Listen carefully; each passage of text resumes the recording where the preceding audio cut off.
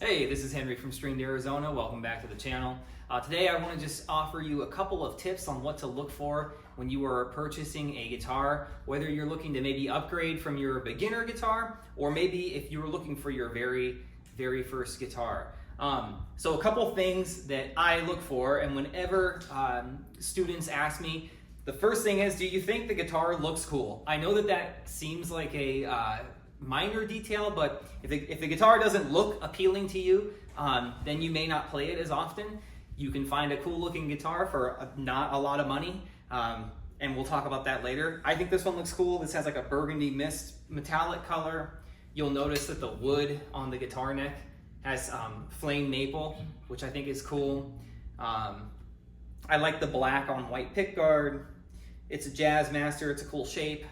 So check, I think it looks cool. It hangs really nicely. There's no neck dive.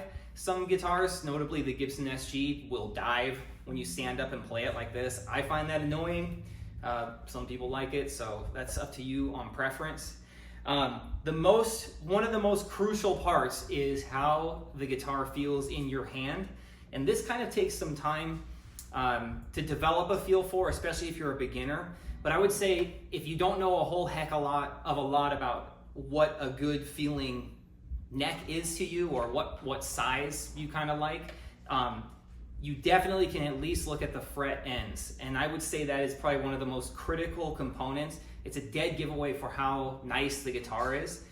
The way I do that is I just take my thumb and my forefinger and I go along the edge of the fretboard like this, and I'm trying to feel if there's anything jagged or sharp or something that feels uncomfortable. This one actually feels really good, so I'm not really noticing any issues there. Another thing I'm going to check for is the nut height. Way I do that usually is I just press down on the 3rd fret on each string individually, and then I check and see if there's a gap between the string and the 1st fret while I'm doing that. You want to have basically no gap, so it should just be right down to where it's just barely touching that fret. This, I notice, has like a 0.5 millimeter maybe of relief or of distance there when I do that on the lower strings. So you could probably slot this nut just a hair more if you were really picky about it. But anyway, other than that, yeah, it feels really nice. I'm looking at the edges of the fretboard also. When these are round, that's a dead giveaway that some work has been done on the neck, and usually it's done really subtly. And when I say worked on the neck, you see that either in more premium instruments or instruments that somebody has modified to make it feel better. And it's a small detail, but when you've got a rounded edge right here, that is a huge difference for playing, especially for comfort. When you're holding this thing at a gig all night and there's a sharp edge, it'll just, for me, it kills my thumb.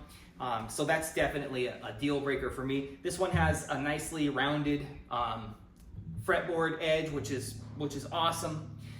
The other thing you have to check is to make sure that every note on every string plays. If it doesn't, that means that your guitar has what's called a dead spot. And what causes that is when the frets are not level. If you have one fret that's high or one fret that's low, this can cause what's called a dead spot in the string. So it'll sound, instead of ringing like that, it'll sound, you might get that kind of sound. If you get that, you've got a dead spot.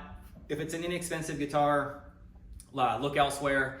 If it's a guitar you paid a bunch of money for, send it back, because that should definitely not be the case. I've checked every note on this, on every string, everything plays, so I won't put you through the boring part of that.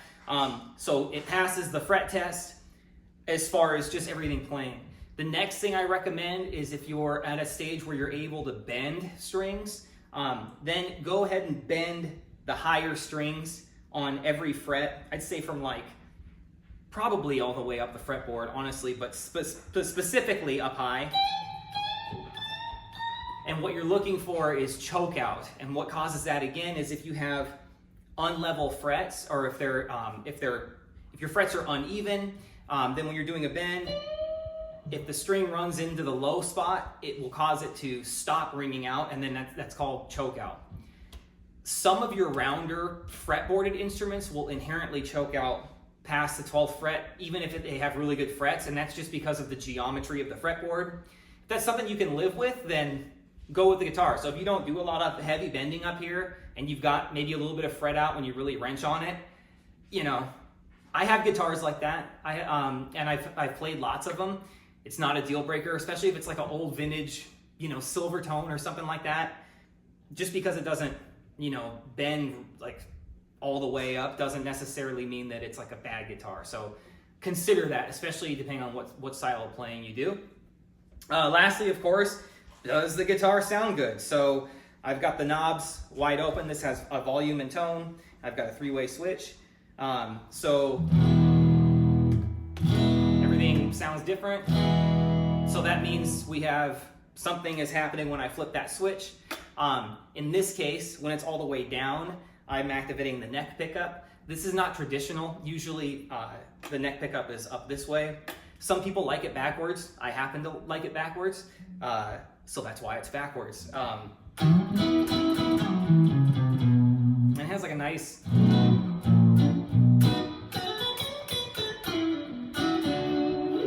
It's a kind of nice, warm, beefy sound.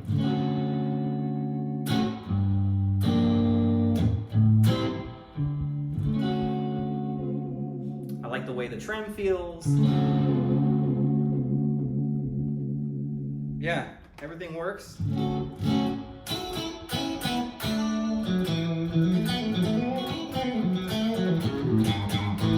I like that sound a lot. So in the middle position, this activates both pickups. That also does make it quieter. So a lot of beginners don't really understand that necessarily. Logically, you would think more pickups would mean more power or more sound. It doesn't. So this, unless they're wired in series, but traditionally they're not. These are wired in parallel with each other. So you get a weaker, kind of a quackier sort of an output, which I really like. It's cool. It's like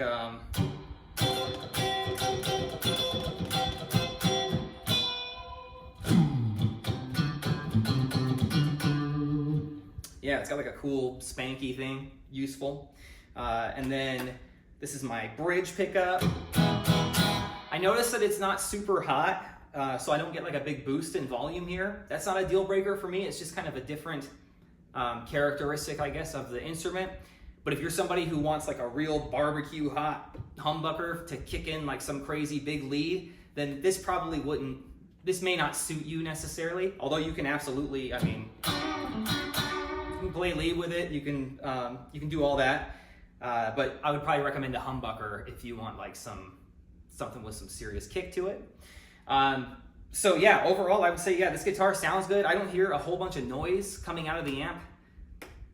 I got a little bit, of course, in the 1 and 3 positions because these are single coil pickups, which is normal. That's called a 60 cycle hum. You get it when one pickup is on. It's just comes with your Fender and P90 style pickups. I'm good with that.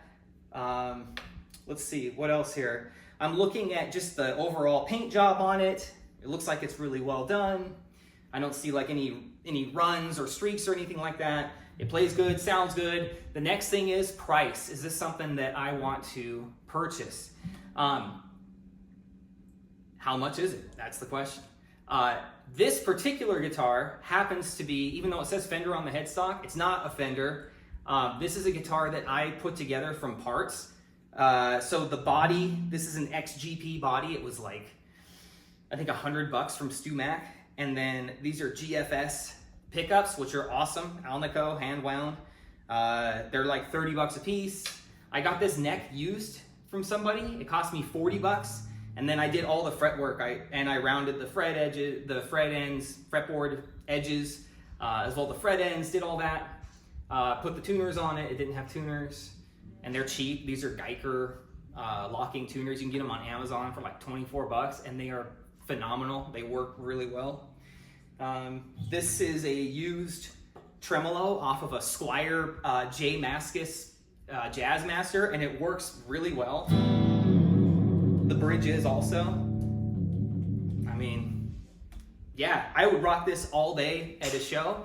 And like I said, I'm in it like maybe $300, probably a little bit less total, plus the work to put it together, which, I mean, you know, it's fun, especially if you come out with something that's usable and plays.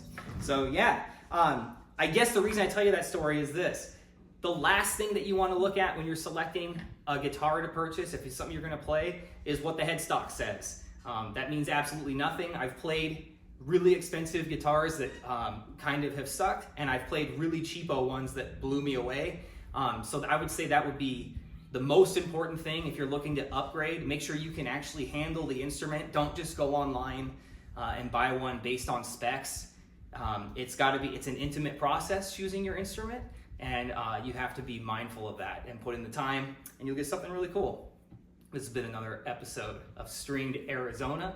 Thanks for tuning in.